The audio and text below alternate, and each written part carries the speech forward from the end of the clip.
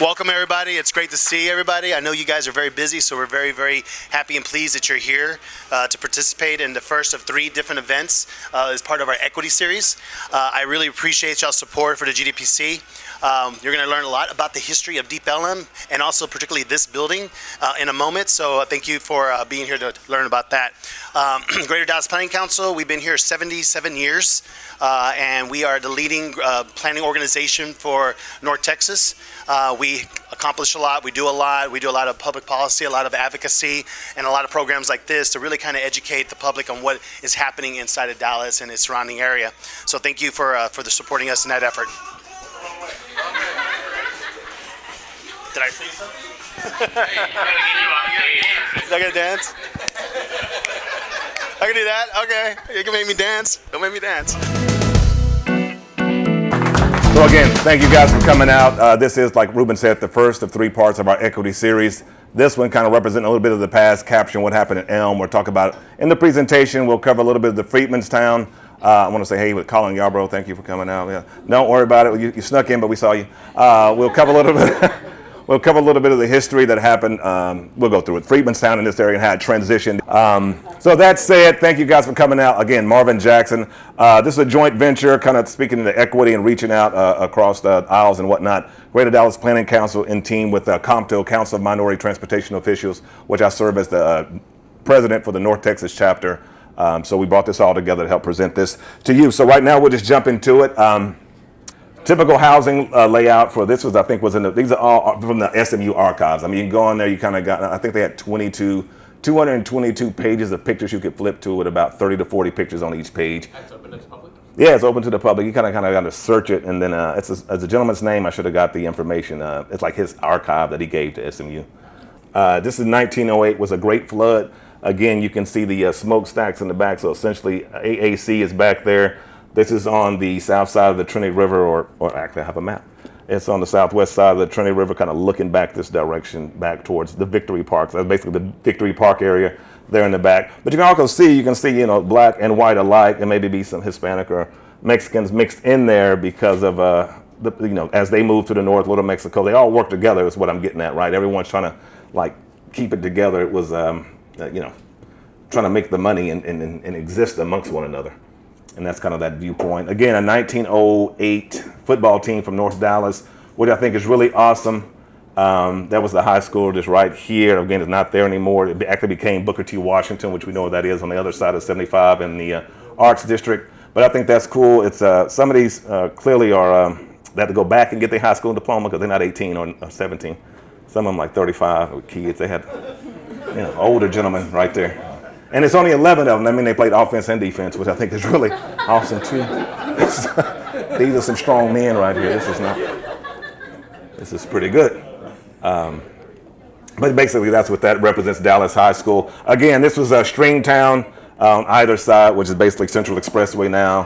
Then 1925, as Ford came in. Actually, every car literally was Model T, right? All the Model Ts. You can see with the faint lines. That's still Elm Street, and the tracks are still there. There's a trolley car in the back there. So you can see the progression of everything moving past, Freedman's coming into town, cars, the train line coming through and all that. This is that Gypsy Tea Room, and they're called the Dansborough Brothers. That's Irvin Dansborough, his Gypsy Tea Room, the family out of New Orleans. Again, a mixed community, black, white. Then you can kind of get further into it. There was a Jewish community. I think there were Irish. There were quite a few different people just kind of mixing and mingling. Across the street here was a huge collection of pawn shops ran by the Jewish community. But again, all worked together. They were like the Jewish pawn shops. They say were like the first banks, if you would, because you go in there, you get a loan or some advance on items and information. Moving on through it, and again, there was a progression of community before the highway came through. Because this is Dr. Blewett, who brought the Fest Sanitarium to town. This is his house, right? This is his family house. Blewett, the Blewett House is what they call it. Not there anymore, but that's the Blewett House. This is right at, do I have a year on that? I don't have my year, but this kind of shows you, I believe this would have been Elm, like Maine, like Commerce, some of the main drags moving south. I can't remember the year, but that shows you the rail line that went up. And this is Deep Ellum on the back end right here, going east. So it's looking from the west, east, north, south. That shows you the rail line, how it all was Trinity River right here. So yeah, this was all the Freedmanstown, looking far back that way towards, of course, the now Fair Park, but all the kind of ties together, because as they push the communities out for the redevelopment and everything, then you start developing the further south African American communities. Same thing, like I said, it's not just the African American. Like they had Little Mexico, and they had other cultural pockets that were also displaced as part of some of their larger transportation development. And transportation is necessary. I'm in transportation myself. So I'm not saying it wasn't necessary, just the impacts to communities are always drastic when you do it to that scale. So yeah, this is the top, and like I said, you can go up. That's the original stair. The mezzanine was an added piece from Union Bank, but they used some of the original components and made it look similar. And that's the original handrail and everything kind of go up, which I think this is 4, and they're saying that make it the 5th floor. And then the Kipton Hotel and all that, right? Those are new components to the original design and architecture. But in the SMU's library, they do have some of the image of the interior back in the 1920s and 30s of what the Pittman building was. So it was like a social scene, weddings. There was a doctor's office, lawyer's office, dentist's office, it was a mall of only, like a strip mall of sorts, or a mall, or they could come in and shop. And just up the way across the street, we can't see from here. We might can go down to the mezzanine in between 3 and 4 and look back at Elm, back to the south.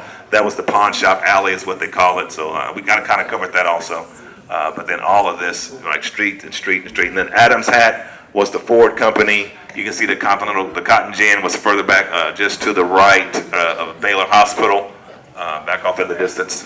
There were a lot of other factories. There was an awning factory down here. There were a couple other factories that actually. In front of the Knights of Pythias building, it's most of the original as far as exterior, I guess. The windows are the same. Like he was saying, the floor to ceiling arch windows, the ornamentation under the overhang there is all the original. Once they used the chemical paint remover, remember they painted the building white in that downtime, like the 85 town frame. You can kind of see, original bricks again, where you can see some of the leftover paint, the molding. We are right now, that's kind of where the Lead Belly and all the jazz greats, kind of funk and blues, originated out of Dallas, would have been here. Yeah, might have been right in this strip, so to speak. Took everything off. Yeah, they took this is all new construction. They kind of demoed the whole area and replaced it after the 75 came through. And then we don't have to walk that far down, but basically where 75 is right now, so that's all that construction, is where the 1930s image of the Gypsy Tea Room, with a young lady that I had kind of sitting down and the gentleman walking up and down the sidewalk. That's all that area right there. Yeah, this is a train line. This has been the train line. That has been the crossing of the train line. This has been the depot's station and all of that right in this area. And then what you'll make your way into downtown, crossing over to Main Street would have been the first African American hospital. The Fluid Sanitariums would have been on the west side, the south side of 75. So yeah, this is it. We could have walked further down and looked more at the Ford factory, but that's a lot of walking. Continental Cotton Gin is about, I don't know, quarter mile down, maybe half a mile over there by Baylor Hospital.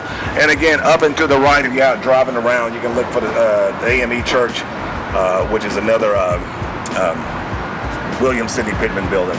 Other than that, that's all I had for today's walking tour. Tips are accepted, and